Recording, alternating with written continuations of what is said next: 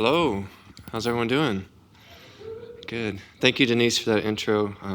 Beautiful facility. This is my first time to be in here, so I'm really excited about this. So I'm going to talk to you today about the Sustainable Sites Initiative. Has anyone ever heard of the Sustainable Sites Initiative? Good, lots of you. Anybody ever used it? A little bit? No? It's a volume book this thick that it's excellent reading at night. I worked very hard to provide that challenge to you all. One quick correction. I've been at the Wildflower Center since 2012. I was hired as a program coordinator for the Sustainable Sites Initiative. My role has since transitioned to now be the professional development coordinator. Danielle Piranunzi, who you see up here on the name on the screen, she is the director of the sites program. She couldn't be here today, but there's her contact information. If you have any further questions, you can reach out to either one of us. Danielle's in sites each and every day. I'm in sites every now and then when it pertains to speaking to professional audiences such as yourself. Real briefly, at the Wildflower Center, as Lauren mentioned, we have a lot of different research initiatives going on. This is our turf grass in the top left, the turf grass mix that we've developed. You can see we've done a lot of work even with NASA to restore some native prairies. This is one of the green roofs that we've worked on. This is the one that the gentleman asked about being on a slope. This is our growing media that we are currently under patent pending for that. It's about a 4.5-inch growing media. You can see it works on a slope. And this was designed to basically create a seamless transition between the prairie, the ground plane, the actual soil depth up to the roof and make that nice transition for that roof. We also offer in the bottom left, we also offer, if you haven't been out there, lots of different varieties of gardens to inspire homeowners how to use native plants in a variety of ways. We do a lot of research on roadways. This was Mrs. Johnson's kind of biggest campaign, is to beautify our highways and our byways. One program that we've also been working on for the past 15 years is a prescribed fire program, putting fire back into the landscape as a management tool. It's very important, and we're finding a lot of important data for restoring and managing native landscapes, native prairies by using prescribed fire as a management tool. And then one of our last greatest successes opened in May 2014 is the family garden. You see the large picture here on the right. If you haven't been out here, this is a 4.5-acre park like setting that's for families. It's for children to get out and to explore nature in a more, I don't want to say the word natural, but I'm going to say natural setting in a way that challenges young people from an early age of barely being able to walk up to junior high, high school, even parents, grandparents, provides opportunities for them to interact together in a nature setting and learn a lot of things about nature, just kind of an inherent process that I'm sure many of you grew up with in the same setting, and that's probably a portion of you, that's what's led you to be here today, is having that type of background growing up. So one other thing that we've done at the Wildflower Center is that we have worked with a team of 3 individuals ourselves. We've collaborated with the United States Botanic Garden and the American Society of Landscape Architects to develop the Sustainable Sites Initiative. This is a program that began in 2007 and has been ongoing since then. If you know about the LEED rating system for buildings, then what happened is that there are a few pieces of the LEED rating system for buildings that addresses the landscape. When that was first published, our team, predecessors of mine, approached the United States Green Building Council and said, what about the landscape? There's a tremendous amount of opportunity here that's being missed. They said to us, you guys are the experts, why don't you develop it? We said, thank you. That's all we needed was the green light from you all. And we went forth and collaborated with these 2 other organizations to develop the first system. So I'll give you a brief background on what the Sustainable Sites Initiative is.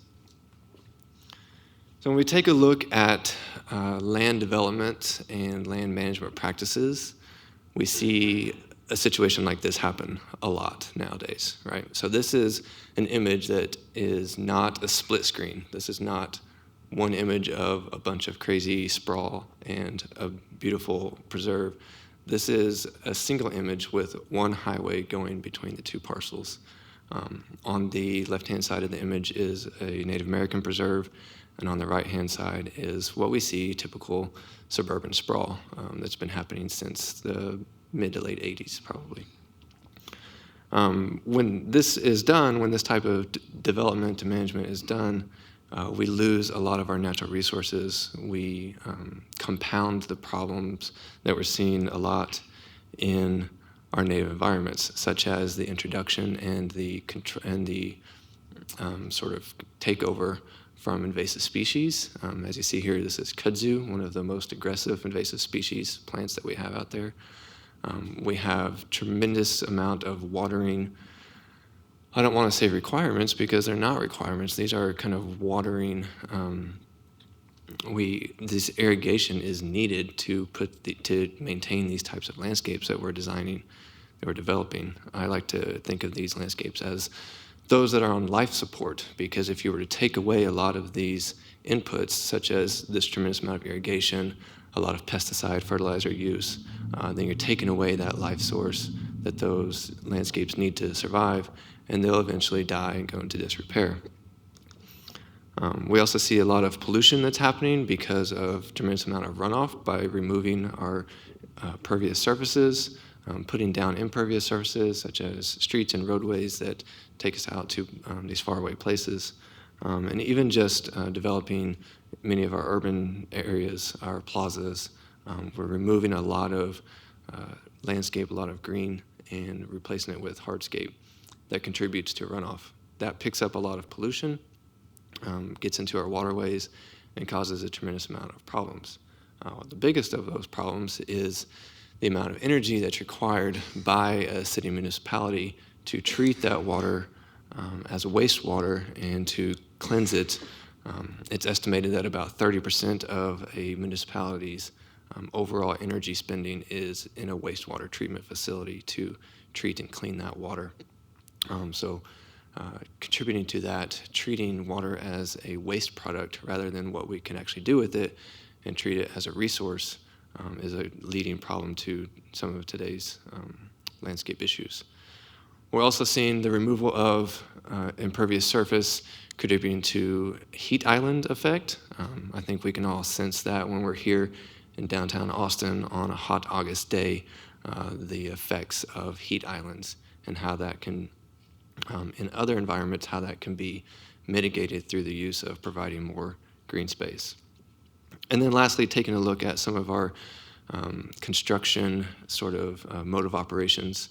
It's kind of typical to strip the landscape of all its natural resources, create it like a tabula rasa, a blank slate, and begin from the beginning rather than taking a look at what we have to offer on the site as we inherit the site and how we can use those resources and maximize what we can do with that in the landscape.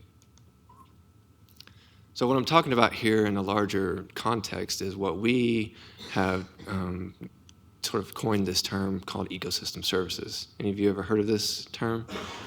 Okay, good. So these services are benefits that we get from nature. It's things that provide us with a lot of the support that we need to continue our lives. They're free. A lot of times these are resources that aren't counted in a bottom line budget sheet.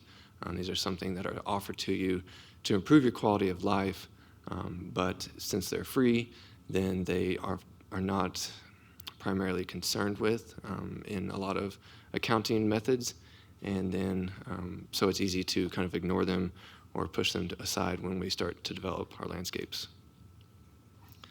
So these services include things like our regulating services, such as the images on the left-hand side, providing clean air, providing clean water, cleansing those two environments so that we can breathe, so that we can have fresh water to drink. They provide in the top right some of our provisioning services, providing habitat for our pollinator species so that we can actually have food available to us. And then one that's often kind of not mentioned is this idea of cultural services, providing places for people to be outside, enjoy nature, connect with one another in a social context, provide environments for people to receive mentally restorative qualities from being in a nice, pleasing environment, and what that can do to our sort of daily take on life, remove some of the stress, and offer us a better quality of life.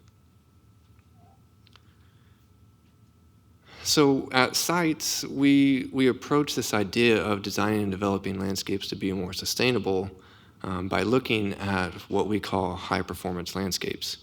And a little bit later after lunch, my predecessor, Heather Vinhouse, is going to talk to you a little bit more about high-performance landscapes and two particular facets of those. But I want to give sort of a context and overview of what I'm talking about here. So we're looking at approaching the landscape in 4 different methods of operation. The first is conserving, going about a means of approaching a landscape through the lens of conservation. So when we approach the site, I'm going to use this tree as an example to mimic any ecosystem service that's available on the landscape. So when we approach the site, we see a healthy resource, something that's existing on site. It's doing a great service. You see the performance of the landscape is already at a high measure. What we want to do is we want to protect that resource during the development of the project by putting a fence or some sort of immovable border around that resource. Now, this could be a tree, this could be a community of healthy plants, this could be a natural water source that is thriving and doing well. This could be healthy soil that we have found through various types of testing. Any of these natural resources, we want to conserve them, protect them as they are on the site, and then as we go into the future conditions of the site, we see that the performance of the landscape continues to improve, continues to increase. And what I mean by the performance of the landscape, I'm simply talking about those ecosystem services. What are those ecosystem services that are on the site, and how can we conserve them so that they continue to give those resources to us and continue to build up and improve those resources for us.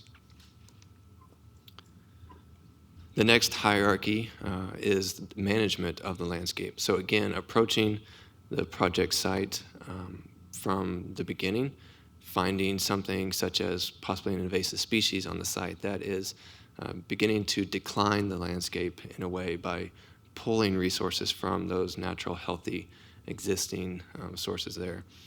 Taking a look at those and what we can do with them. During site development, we want to remove or find a means to control those resources, or those things that are stressing the site. And then also you can see we put up a border around the things that are existing so that we can protect those. So this is kind of a dual management system here of we're removing or controlling something that's causing harm while at the same time conserving and protecting something that's doing good. And as we see here, the performance of the landscape in the future conditions long term continues to improve. The next sequence would be to restore. We oftentimes come across a site that has been degraded or damaged. The health of the site is declining. The performance of the landscape is at a very low level because previous practices or just simply the introduction of invasive species or something is stressing the site and has caused a lot of those natural resources to go away, a lot of those ecosystem services to go away. And so we want to find out what those are, what they were, and find ways to restore them back on site. So during site development, it might be something simply as planting native or appropriate vegetation. It might be restoring a creek corridor or a stream bank, something that's going to provide those ecosystem services back to the site the way they were in their original historic conditions.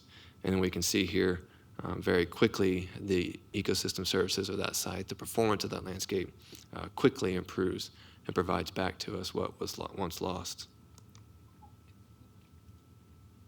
And then lastly, if all other conditions are not existing on site, we have a tremendous opportunity to generate ecosystem services where they were not once there.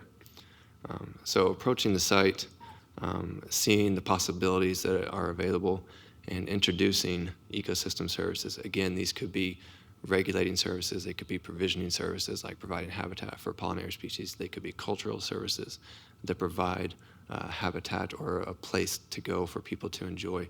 Any of these ecosystem services I've mentioned before, there's possibilities on each and every site to generate those, and you can see that quickly the performance of the landscape increases.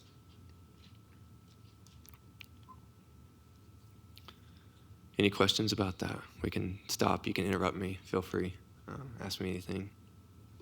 Great, keep moving on. So taking that hierarchy of how we make decisions as we design and develop our landscapes, that's what led to sort of this creation of the Sustainable Sites Initiative. And what we've done is, starting in 2007, we released a preliminary report. That went out to the public. We received feedback on that, used that feedback to kind of edit and make changes, and we released the draft guidelines in 2008. This was kind of the first full set of guidelines for people to take a look at and use. Again, receiving feedback from the public, that led us to fully develop the rating system into the first version. We call this V1. The Guidelines of Performance Benchmarks. This was released in 2009. And this was a rating system that was available for people to access, but we also wanted to test it. We wanted to see how it actually worked and performed in the landscape and in the marketplace. So we created a pilot program. This program began in 2010. We had about 350 applicants from project sites that were all across the world. Most of those obviously here in the United States, but we also had interest from Iceland, Spain, Canada, and some in Mexico as well. You can see sort of the breakdown here of what each of those project types were. In the end, we ended up taking around 150 of those 350 applicants to kind of green light them and say, go ahead and continue the development of your project using this rating system, test it, send it through the works and see how it actually works for you. You can see the mix here. Core of the projects were open space projects. It's kind of typical in landscape architecture and landscape design using open space. But also to note, 13% were residential and 6% of those were government projects. Of those 150, and I mentioned the government projects because that's a very unique case where you have public funding that had to go with sort of funding the project to be under review and certification. That's kind of a tricky thing to do, but we had some nice collaborations between public and private partnerships that were able to push those projects through. These 150 projects that were tested, we have certified 47 of those under this first rating system. That pilot program has now concluded. It ended in 2015 was our last round of reviews for projects. You can see here sort of just a mix of all the different types of projects. Our smallest project is around 0.15 acres, and the largest is upwards of 126 acres. Again, projects all across the United States. We have in the top left, Washington, D.C. In the bottom right, that's in Burbank, California. The middle on the bottom, that's in Florida. Going over to the left, that's in New Mexico. Yes? The other 80 or so that didn't get certified. There was, through the process of review, either because of where the project might have been at the time that the rating system was released, sometimes projects take upwards of 10 years to get developed. Some of those were kind of in the middle of their project already, and going back and having to backtrack for documentation, put a lot of them at risk for not being able to continue their certification.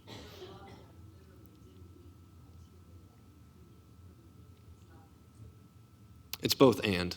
Some didn't meet the criteria that we needed.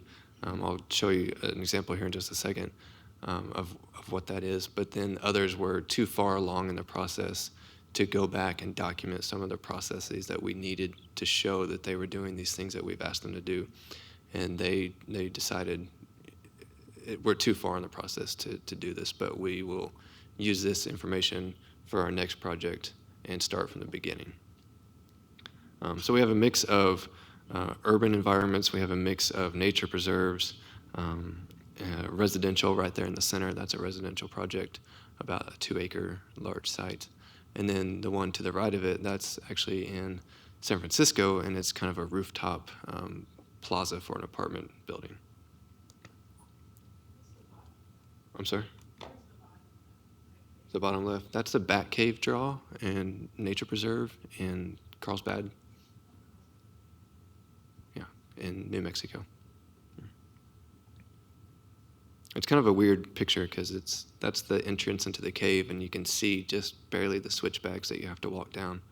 So it's kind of an aerial photo, even though it looks like it's a tricky photo. I'll let you wrap your minds around that in a moment. Everybody there? Everybody with me? Okay. Here's a sort of a breakdown of where most of those projects are. You can see there's quite a few of them in Texas. This map needs to be updated because we now have 6 projects that have been certified in Texas. The closest one is in Winburley at Blue Hole Regional Park. Anybody ever been there? Have you been there within the past 2 years? Past 3 years? Yeah. So a lot of the restoration of that project, they followed the guidelines, and that's why you see a lot of the things that you see there. Yes? It did, yeah. Held up very well to the floods.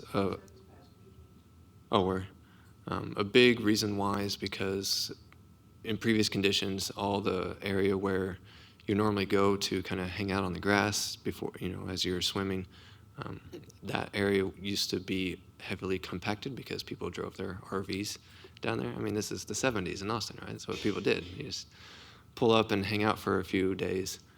So they removed all of that kind of traffic, restored all those soils, restored the bank along the creek to provide the floodplain functions that are necessary to withstand major events like flooding. So.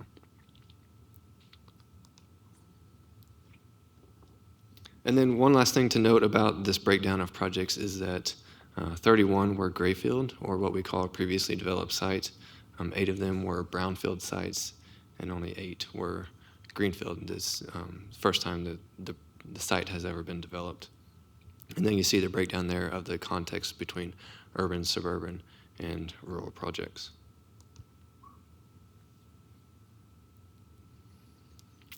And then here's a quick breakdown of the size of each of the projects that have been certified. You can see most of them are less than 1 acre to 5 acres. And then we have a big jump there between 6 and 100 acres. I'm not real sure why. But we have 15 that fall in that category, and then 3 that are over 100 acres, which is a pretty big site. So lessons that we learned from the pilot program as we began to go into another round of revisions to get to where we are today. You can see here we needed to refine the technical content, improve the clarity. A lot of times we needed to provide more guidance on a lot of things that we needed to explain to, or what people were asking. We needed more guidance in the rating system itself. The documentation proved to be a pretty large task for a lot of individuals. Most of our projects were completed by landscape architecture firms or a combination of landscape architecture, civil engineering, architecture. But we also had a few that were just kind of residential landscape designers that were needing some more clarification on what kind of documentation was needed. We also wanted to combine our credits with some of the similar goals that are in the LEED rating system. So if a project has a building on site and they're pursuing the LEED rating system, how does that look with combination of also pursuing site certification, and where there's some overlap and where we can kind of streamline that process to make it easier for project teams. We also introduced a few new credits. These were ideas that were brought to us out of the pilot program, such as producing food on site, having an actual working garden on site, or minimizing pesticide and fertilizer use. Those are a couple of new credits in the rating system. And then just to kind of fine-tune the weighting system, this is what we use to kind of evaluate each credit in the rating system to see how many points we should allocate for doing that. And again, all of that falls back on this idea of that hierarchy of conserve, manage, restore, and generate.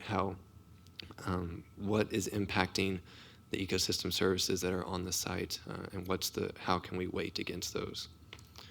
So we developed 4 major goals here.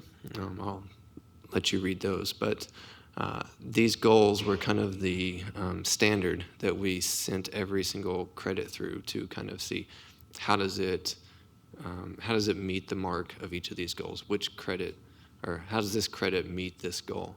And through that process, that long process, we were to develop a weighting system for how many points you could get in each credit. So here it is. This is version 2 of the site rating system.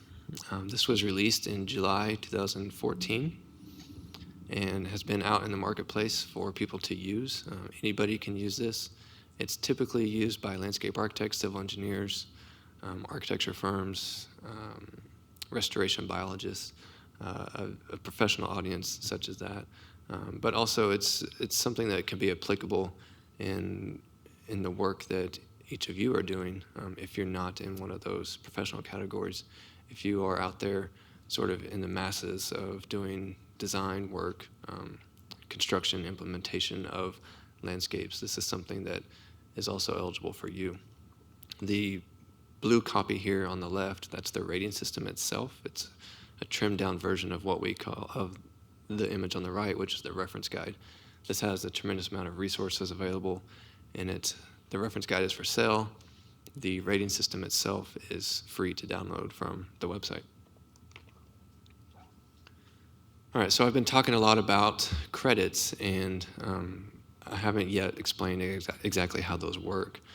So in the rating system itself, we have 10 sections. These are sections that pertain to all aspects of design and development, and also operations and maintenance, what happens after the design is done and the construction, the whole project is built and it's open. Operations and maintenance are a big key to ensuring the longevity of the site, ensuring that those future conditions of the site, the performance of the landscape continues to improve. So you can see here the breakdown of what those sections are. And if you look at it in sort of a process of typical kind of landscape design development, we start with site selection, finding the site, seeing what's happening on site, going through that pre-design assessment to evaluate what we have on site that's healthy and existing, or what needs to be restored or managed or generated, and then finding ways that we can work with what's on site to improve those conditions without having to start from a very blank slate. When you move into design, development, and construction, we're looking at 5 categories here of site design. Water to begin with, which is the third icon there, and then soil and vegetation are in one section itself because of the symbiotic relationship between soils and plants. Then we have materials, and then we have human health and well-being. And again, that goes back to those cultural services that are provided through a landscape. Once you're through design, development, and construction documentation, that gets turned over to the contractor. Having the specific criteria for the contractor to pay attention to while developing the site is very key, because there can be a lot of degradation that happens to a site through site development, such as compacting soil, damaging a lot of natural resources like vegetation or waterways, releasing a lot of chemicals on the site, unfortunately through maybe like filling up a construction vehicle with gas or diesel. So there's a lot of criteria there that we pay attention to. And then we also ask construction contractors to restore soils, to restore some of those natural resources that have been damaged through either previous site development or during site development. We understand, we know that you can't protect everything while you're developing a site, that things will be compacted, things will happen. So we just ask that whatever damage is done, that it gets restored so that the performance of the landscape increases.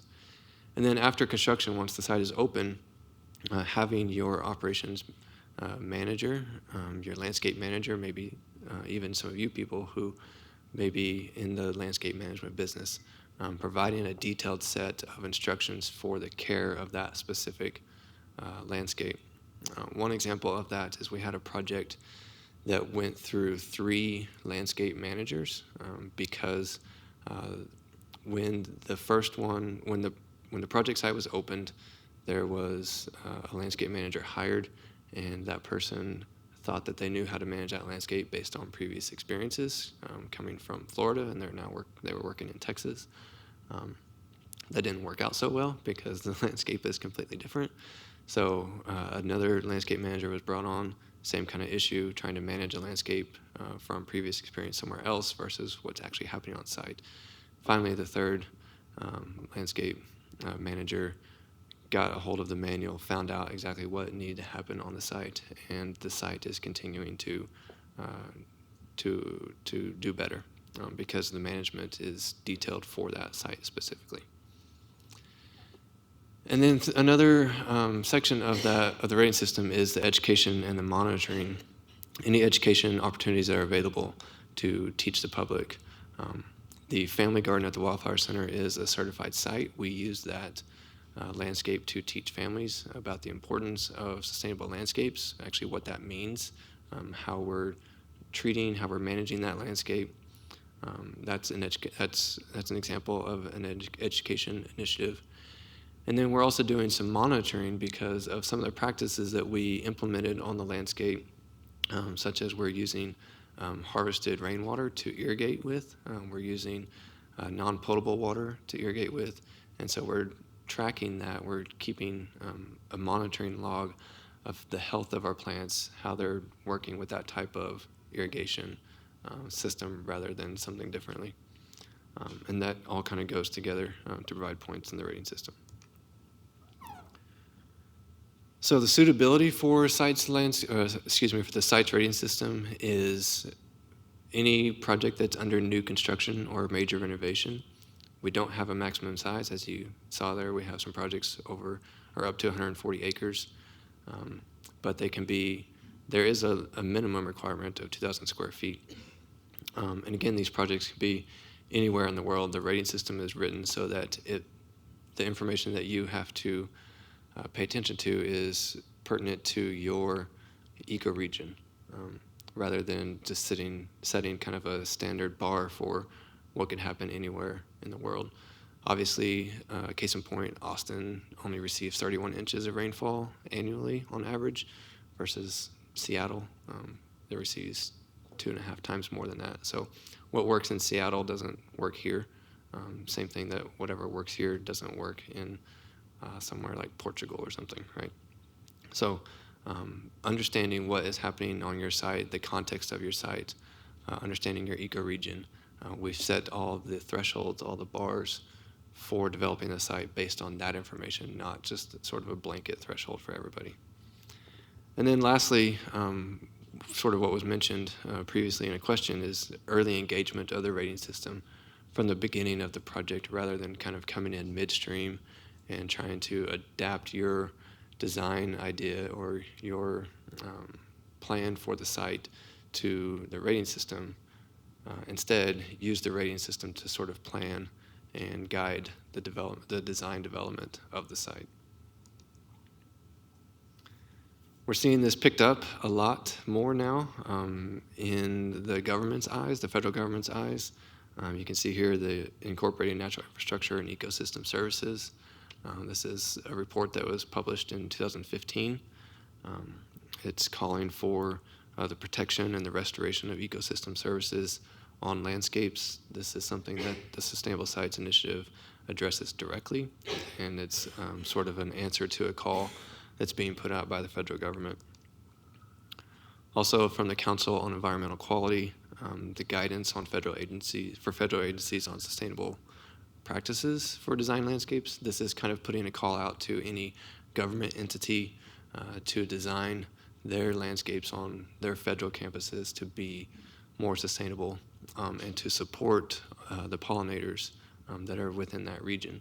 So we're seeing this is sort of part and parcel to what happened with the LEED rating system. Now it's a requirement for all new federal government buildings to achieve a certain LEED rating system for the building. It's beginning, the Sustainable Sites Initiative is beginning to gain traction in the same vein, and we hope to see that it will become common practice for federal landscapes. Yes? Question, is there any tax incentive for doing Sustainable Sites Initiative? Right now there's not that we know of. If there is, it would be in a municipality that is key to sites and is adopting our initiatives into sort of their protocol and providing tax incentives. We've not heard of any yet, but again, if we continue the same traction that LEED has kind of set for us, then we anticipate that there will be eventually tax credits for doing this. Yeah. And we're to questions. In your experience, where's the I guess no turning back point in the phase of a project where implementation wouldn't be practical? Did everybody hear the question? In my experience or my opinion, there would be the turning point, I guess, of where it's not practical to pursue sites. When would it not be practical to try to implement sites in a project? Yeah. One of the biggest requirements, and let me flip back to this screen. I'll show you. So in the rating system here, we have a series of prerequisites and credits. There are 18 prerequisites. Every project that pursues sites has to meet the threshold for each of these prerequisites. If you can't meet one of those prerequisites, I would say that that's kind of the first step of saying we're not going to be able to pursue sites. This could be something like protecting a wetland or not impacting a floodplain. But also, there's a requirement there to have what we call an integrated design team. So rather than just the landscape designer being the only people working on the project, incorporating a civil engineer, an architect if you have a building, getting your clients and your stakeholders involved in the project development, bringing in your operations manager from the very beginning to say, we want to design this and we want to have it look this way. Can you manage it? Can you maintain it for future years to make sure that that works? Having those individuals, having your construction contractor involved in the very beginning process, having the series of sort of team meetings and team collaboration to develop the project from the beginning, that's one of the key components to making this work. And if you don't set up that integrated design team, then you have a greater potential to not achieve certification.